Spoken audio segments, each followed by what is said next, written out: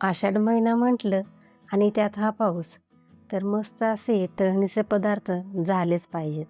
तर नमस्कार, मी अर्चना. आज आपण खमंग तिखट पुऱ्या जे की भरपूर दिवस टिकतात, प्रवासालाही घेऊन जाऊ शकता. मस्त अशा टम्म फुगलेल्या आणि खुसखुशीत पुऱ्या कशा करायच्या ते बघूया.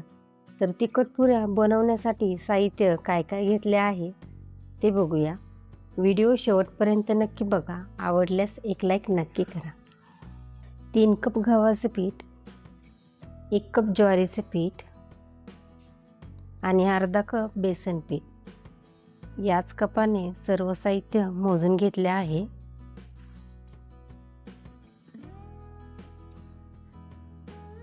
एक चमचा जिरे, अर्धा चमचा ओवा, 4 चमचे तीळ, अर्धा चमचा हळद, चवीपुरतं मीठ, 5 ते 6 हिरवी मिरची, 10 ते 12 लसणीच्या पाकळ्या, थोडी बारीक चिरलेली कोथिंबीर. आता वाटण तयार करून घेऊया. मिक्सर जारमध्ये 5 ते 6 हिरवी मिरची, तुम्ही तुमच्या आवडीप्रमाणे कमी जास्त करू शकता, लसूण, ओवा आणि जिरे. जराही पाणी न घालता वाटून घेऊया. इथे आपले वाटण तयार झाले. आता पुरीचे पीठ मळून घेऊया. परातीमध्ये 3 कप गव्हाचे पीठ, 1 कप ज्वारीचे पीठ आणि अर्धा कप बेसन पीठ घेऊया. हे सर्व एकत्र करून घ्यायचे.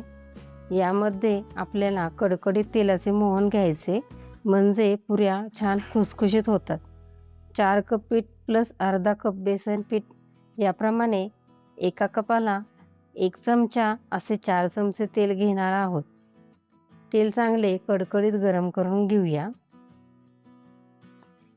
या पिठात ओतून घ्यायचे.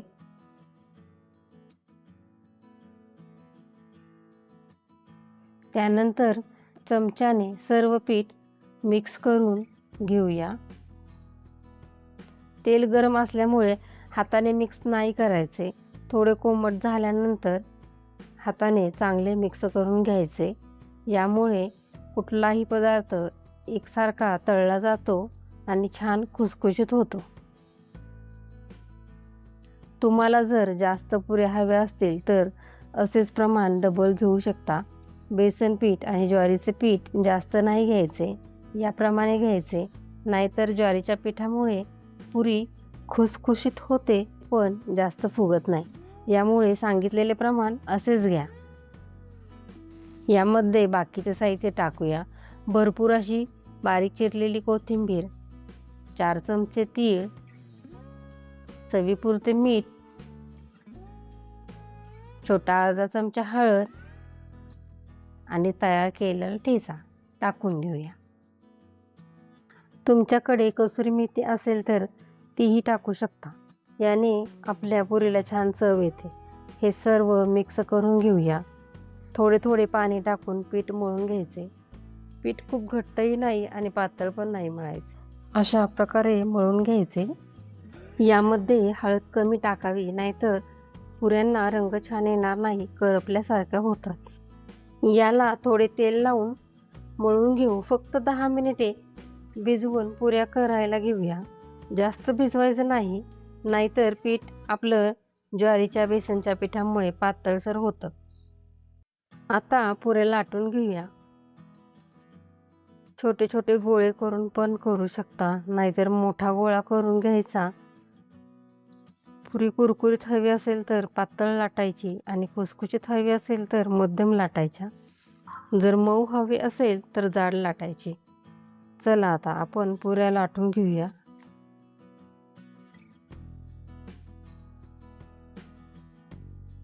गोळा पिठामध्ये बुडवून घ्यायचा. जास्त पीठ लावायचं नाही, नाहीतर तेलात पीठ सुटून तेल खराब होतं. ही अशी लाटून घ्यायची. एकसारखी पोळी लाटून घ्यायची. मोठी पोळी लाटायची आहे.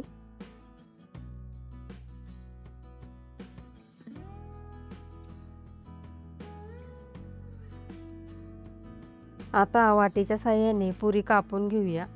10 ते 12 पुऱ्या करून घ्यायच्या. त्या तळून झाल्या की पुन्हा 10 ते 12 पुरी करून घ्यायची. एका वेळी सर्व पुरी करून नाही ठेवायची. इथे मी छोट्या पुऱ्या केल्या आहेत. तुम्हाला मोठी हवी असेल तर वाटी थोडी मोठी घ्या.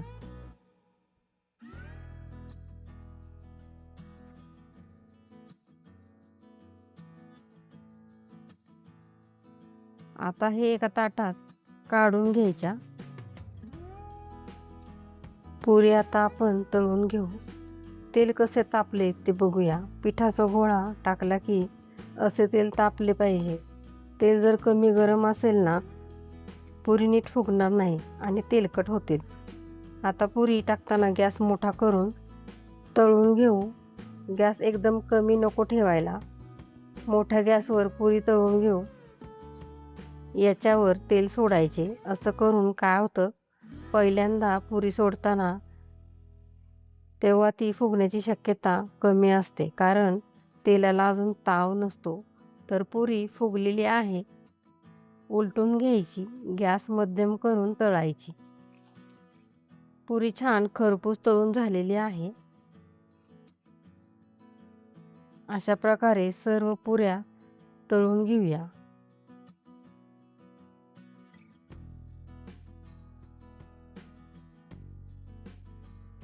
कोथिंबीर जर कमी घातली, पुरी छान टम्म फुगतात आणि जास्त झाल्यावर थोड्या कमी फुगतात. थोड्या जाड बनवल्या तर पुरी टम्म फुगते आणि पातळ बनवल्या तर कमी फुगते. अशा प्रकारे सर्व पुऱ्या करून झाल्या.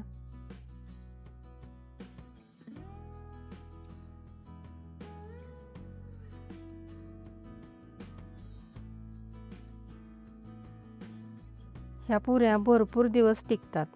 प्रवासाला नेण्यासाठी उत्तम आहेत. आपण जे प्रमाण घेतले आहे यामध्ये 50 ते 60 छोट्या पुऱ्या तयार होतात. एक पुरी तोडून दाखवते. किती छान झाल्यात, एकदम खुसखुशीत. तर तुम्ही ही रेसिपी नक्की करून बघा. कमेंटमध्ये सांगा. पुन्हा भेटू तशाच एका नवीन व्हिडिओमध्ये. तोपर्यंत धन्यवाद.